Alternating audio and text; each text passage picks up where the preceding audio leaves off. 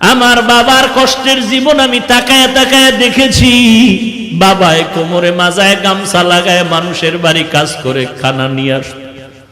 এমনও ঈদের দিন গেছে একটা নতুন জামা আমার বাবায় দিতে পারে না।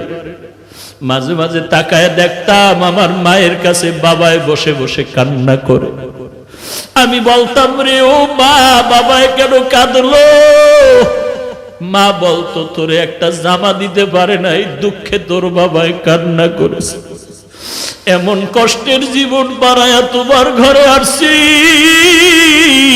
জানির কারি সাহেব আজকে আল্লাহর কাছে দোয়া করে গেলেন, কিন্তু দেখে যেতে পারলেন না যে হাফিজুর রহমান কেমন হয়ে গেল। আমার হাত আর তার হাত এক জায়গায় নিয়ে এইভাবে উঠায়া উজানি বৈশা ঘরে বৈশা দোয়া করতেন, আল্লাহ আমার হাতের সাথে ওর হাতটাও তুমি কবুল করে নেও। আমি চাই ও ভালো একজন আলেম হবে আর একটা বড় মাদ্রাসা করবে। আজকে ঢাকার শহরে রমজানের শেষের দিকে মাদ্রাসা ঢালাই দিলাম 7,500 স্কয়ার ফিট ছাদ। মাদ্রাসা চলতেছে, কিন্তু কারি সাহেব দেখে যেতে পারলেন না সেই দোয়ার মাদ্রাসা। আমার বাবা মা জীবনে ভালো এলেম অর্জন করতে পারেনি, মাদ্রাসায় পড়তে পারেনি। কষ্ট করে করে, কত কষ্ট করে করে লেখাপড়া শিখাইলেন, মাদ্রাসায় পড়াইলেন। আমার চাচা দাদা বলেছিলেন, আর পড়ান লাগবে না, ছেড়ে দাও। আমার বাবায় যদি ঠান্ডা হয়ে যাইতেন, খোদার কসম এই পথে আর আসার কোনো সৌভাগ্য হতো না।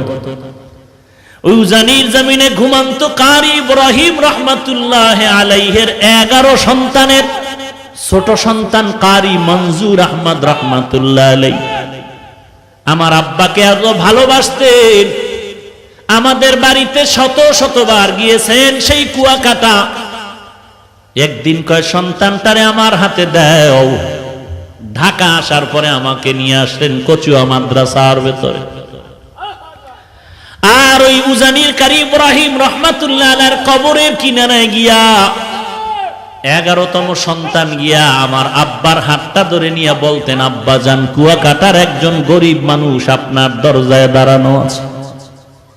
এই গরিব মানুষটা বড় মুখলেস মানুষ, বড় তাকওয়াওয়ালা মানুষ, আপনার মোহাব্বতের বান্দা। বাচ্চার মতো যেমন বাবার কাছে আবদার করে এমন আবদার করে, আব্বা জান, বাবা জান, এই গরিব মানুষটার সে কবর জিয়ারত করে, আল্লাহর কাছে একটু দোয়া করবেন, আল্লাহর কাছে বলবেন। আব্বা জান এখনো বলেন আর মাঝে মাঝে কান্না করেন। উজানির কারি মঞ্জুর আহমদ রহমাতুল্লাহ আলাইহি, যিনি চরমনায়ের বছরে 2 বার মাহফিলের স্টেজে সূরা হাশরের শেষ 3 আয়াত তেলাওয়াত করতেন, যার তেলাওয়াত এখনো ক্যাসেটে শুনলে চোখের পানি ধরে রাখা যায় না। এরে নবীর উম্মতের দল, গাছ একদিনে বড় হয় না, আস্তে আস্তে বড় হয়। মানুষ একদিনে ভালো হতে পারে না। জানির কারি সাহেব কারি মঞ্জুর আহমদ 11 জন সন্তানের সর্বশেষ সন্তান। আমার মনে আছে বারবার আমাকে নিয়ে দোয়া করতেন, আল্লাহ ওই কুয়াকাটার সন্তানের নিয়ে আসলাম, তুমি তার একজন ভালো আলেম বানায় দাও আল্লাহ। আজকে আল্লাহর কাছে দোয়া করে গেলেন, কিন্তু দেখে যেতে পারলেন না যে হাফিজুর রহমান কেমন হয়ে গেল। আমার হাত আর তার হাত এক জায়গায় নিয়ে এইভাবে উঠায়া উজানি বৈশা ঘরে বৈশা দোয়া করতেন, আল্লাহ আমার হাতের সাথে ওর হাতটাও তুমি কবুল করে নেও। আমি চাই ও ভালো একজন আলেম হবে আর একটা বড় মাদ্রাসা করবে। আজকে ঢাকার শহরে রমজানের শেষের দিকে মাদ্রাসা ঢালাই দিলাম 7,500 স্কয়ার ফিট ছাদ। মাদ্রাসা চলতেছে, কিন্তু কারি সাহেব দেখে যেতে পারলেন না সেই দোয়ার মাদ্রাসা। জায়গা নাই, 2-3 বছর ধরে বাইতুল্লাহর গিলাফ ধরে ধরে কানলাম, আল্লাহ একটা জায়গার ব্যবস্থা করে দাও। 3টা বিল্ডিং ভাড়া চলতেছে। অল্প অল্প টাকা দিয়া 11 কাঠা জায়গা বানা করলাম, 2-3 বছর লাগায় টাকা শেষ করতে পারি না। যাদের থেকে বায়না করলাম, বললাম ভাই, যেই টাকা দেওয়া হয়েছে এই পরিমাণ জায়গা দিয়ে দেন, আমরা টিনের ঘর করে ওখানে যাই, ভাড়া টাকা দেওয়ার সুযোগ নেই। পরামর্শে যখন সিদ্ধান্ত হলো আমাদেরকে দলিল দিবে, আমরা বাউন্ডারি ওয়াল করতে শুরু করলাম। 6 কাঠা জায়গা পাইলাম আর 6.5-7 কাঠা জায়গা পাইলাম না একই প্লটে। যখন বাউন্ডারি করতেছি জানি না আল্লাহর কুদরত, আল্লাহর কুদরত। একটা যুবক ছেলে আইসা আসরের নামাজের সময় নামাজ পড়ে আমি মাদ্রাসার বাউন্ডারির পাশে বসে আছি। মোলাকাত করলো, আমার এক বন্ধু নিয়ে আসলো, বলে হুজুর এই যুবক আপনার পাগল। বলে হুজুর আমি 16টা বছর ঢাকার বারান্দায় বারান্দায় কাজ করছি আর ঘুমাইছি, কত কষ্ট করেছি। আল্লাহ তাআলা এই দিনের পথে আনছে, আমি আপনাকে দেখার বড় পাগল। 2000 সাল থেকে আল্লাহ আমাকে হেদায়েতের পথে আনছে বয়ানের মাধ্যমে। আমি 40 লাখ টাকা দিয়ে একটা মসজিদ বানাইছি, আপনি জুমা পড়া একটু আমার উদ্বোধন করে দিবেন। কথায় কথায় বলে হুজুর এই বাউন্ডারি কিসের? আমি বললাম এটা একটা মাদ্রাসা হচ্ছে। এত কম জায়গা কেন? আমি বললাম পুরাটাই ছিল, টাকা নাই। আল্লাহর বান্দা বলে হুজুর জায়গা লাগে 3 কাঠা নিয়ে নেন, আমি টাকার ব্যবস্থা করে দিচ্ছি। আল্লাহর কাছে তখন শুকর আদায় করলাম, রে মালিক বাইতুল্লাহর দোয়া তুমি খালি ফিরাইয়া দাও নাই। না হয় এই যুবকের আমি জীবনে দেখি নাই, যুবক আমারে দেখে নাই, কোথা থেকে তুমি কুদরতি ভাবে নিয়ে আসছো। এই রমাজানে ছাদ ঢালাই দিব, টাকা নাই, কত কিছু দরকার। 700-800 বস্তা সিমেন্ট লাগবে, রড লাগবে, ইট লাগবে, 42,000। কি করব? আমি একটা ইফতারের অনুষ্ঠান করে সবাইকে বললাম মাদ্রাসার এই হালাত দোয়া করবেন। এক বন্ধু বলে হুজুর সিমেন্ট যা লাগবে আমি একা পাঠায় দিচ্ছি ট্রাকে আগামীকালকের থেকে। 750 বস্তা সিমেন্ট পাঠায় দিলেন। আর এক আল্লাহর বান্দা বলে হুজুর আমি ট্রাকে আপনার 42,000 ইট আমি পাঠায় দিচ্ছি। রডের ব্যবস্থা নাই, এক আল্লাহর বান্দা রড দিলেন কিছু, আর এক বান্দা দিলেন। এরকম হতে হতে কাজ হয়ে গেল। দিনের কাজ এরকম বেজে থাকে না যদি ইখলাস নিয়ে চলা যায়। আল্লাহর অভাব নাই, বান্দার অভাব আছে, আমার মাওলার দরবারে অভাব নাই। বান্দার কাছে যতবার বলো স্যার কিছু দেন কিছু দেন, তুমি আমার আল্লাহর কাছে যদি একবার চাইতে এত চাওয়া লাগতো না, পেয়ে যাইতা। এরে পর্দার আড়ালের মা, তুমিও মা, খাজা মঈনুদ্দিন চিশতি আজমিরির মাও মা, ও কচুয়া এলাকার মা তুমিও মা, বড় পীর আব্দুল কাদের জিলানীর মাও মা, কারি ইব্রাহিম রহমাতুল্লাহ আলাইহির মাও মা। মনটা কি চায় না তুমি একজন কোরআনওয়ালার মা বাবা হয় কবরে যাও? দুনিয়াটা কিছুই না রে মা। আজকে তোমারে মার্কেটে না নেলে স্বামীর সাথে ঝগড়া করো, মন মতো চাহিদা পূরণ না করলে ঝগড়া করো। এক বক্তা সাহেব বয়ানে বলে মহিলারা এত বেপরদায় চলে কেন? মসজিদে ঢুকতে না দেওয়ার কারণে। এখন তো ইসলামের ব্যানারওয়ালা ধান্দাবাজের অভাব নাই তো।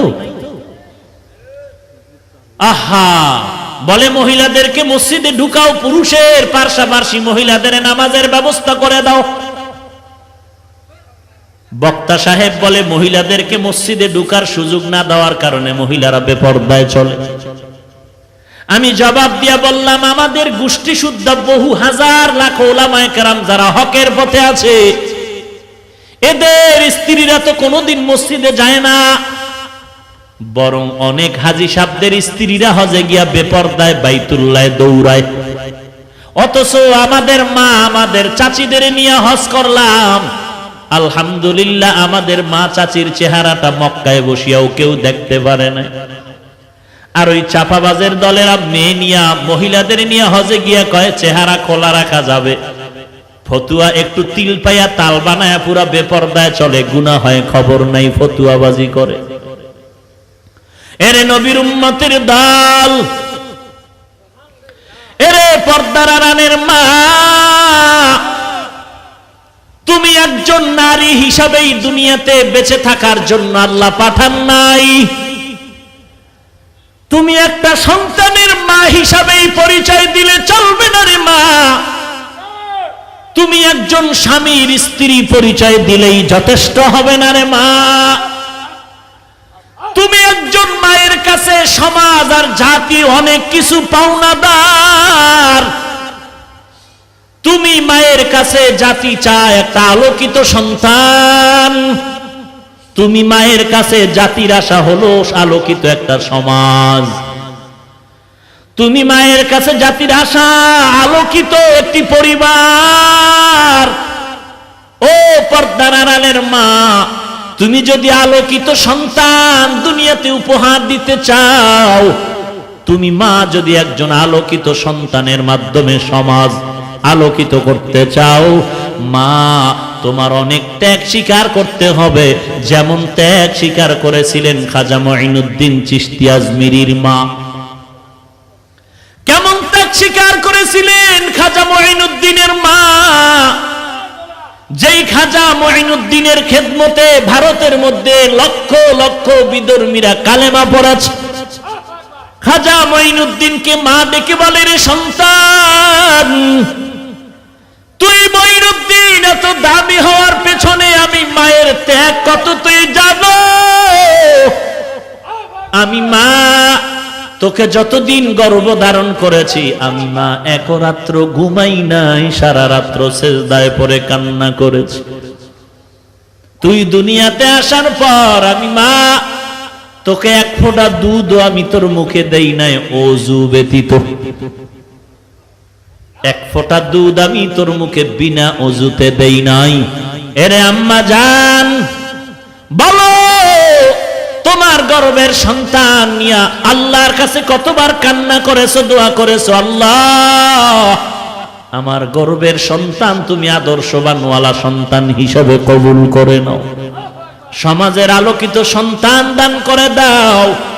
ও আল্লাহ, তুমি আমার সন্তানটারে খাজা মঈনুদ্দিনের মতো বানায় দাও, তুমি আমার সন্তানটারে ইমাম গজালির মতো বানায় দাও।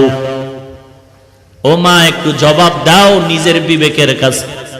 তোমার সন্তানটা দুনিয়াতে আসার পর তুমি বাচ্চাটারে দুগ্ধ পান করাইছো, বলো মা তুমি ওযু সহকারে দরকার নাই, তুমি একটু মোহাব্বতের নজরে বাচ্চাটাকে পর্দার আড়ালে দুধ পান করিয়েছো কিনা? না রে মা, দেখা গেল বাচ্চাটারে তুমি কোলের মধ্যে নিয়ে দুগ্ধ দিয়েছো আর ওদিকে টেলিভিশনের নাচ গান দেখতেছিলে। এরে আম্মা জান, আজকে যত সন্তান দেখো জমিনের মধ্যে সুনাম অর্জন করে চলছে, প্রত্যেকটা সন্তানের পেছনে খবর নেও তার মা বাবা ভালো হওয়ার কারণে এই সম্মান। মা বাবার ত্যাগের বিনিময়ে ভালো সন্তান।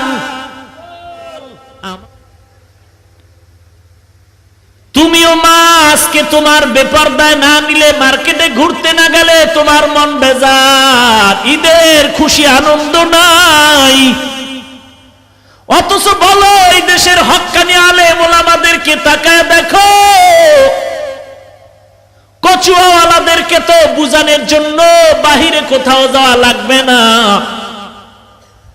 উজানির সোহবত প্রাপ্ত পরিবারগুলোর দিকে তাকাও, এদের নারীরা কোনোদিন বেপর্দায় চলে না, মার্কেটে যায় না, মসজিদেও যায় না। তাহলে এরা মার্কেটে যায় না কেন? মসজিদে না যাওয়ার কারণে এরা পর্দা করে এমন কিছু নাকি? আসলে বেপর্দায় নারীরা চলার কারণ মসজিদ না, কারণ হলো আল্লাহর ভয় নাই।